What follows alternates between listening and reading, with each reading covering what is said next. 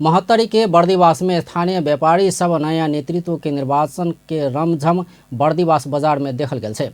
बर्दीवास उद्योग वाणिज्य संघ के नया नेतृत्व निर्वाचित कर पुष 5 गते करीब एक दशक बाद होवे जा रहल निर्वाचन में विनायक होटल के संचालक विष्णु बहादुर खड़का नेतृत्व के पैनल किताब छाप लक चुनावी मैदान में रहल अछि। तहिना कृष्ण प्रसाद गौतम नेतृत्व के पैनल दिया छाप सहित प्रतिस्पर्धा में रहल छे। दुनू पैनल के चुनावी तैयारी प्रचार प्रसार आ ताम झाम से बर्दीवास अखन दोसर चुनावमय बनल छे।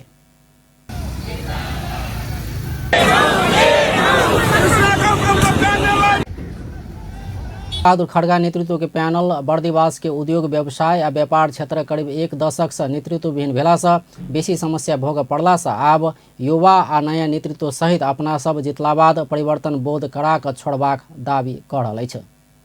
व्यवसायीहरुको चाहिँ के रे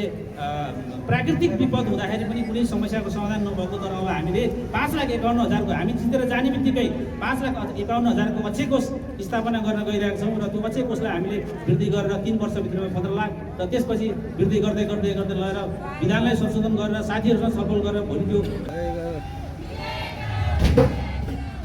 इस समूह के सदस्य पद के उम्मीदवार सब समेत अपना सब परिवर्तन कर लेल समावेशी समूह बना कर चुनाव में आयल बतबैत जितबाक दावी केलक अछि।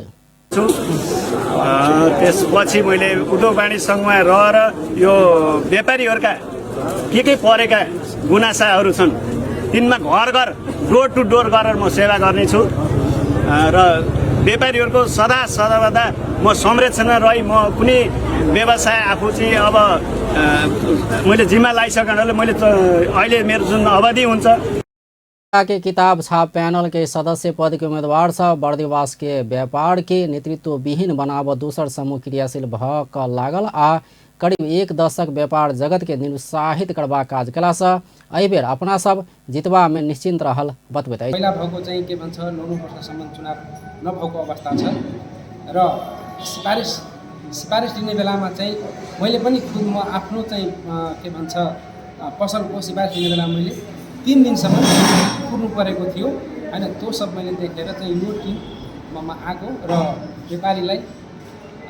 सहज गर्नेछु यस्तो कामहरुको लागि चाहिँ अरु लगभग 9 वर्षदेखि लगभग 9 देखि 10 वर्ष अगाडि बनेको उद्योग वाणिज्य संघ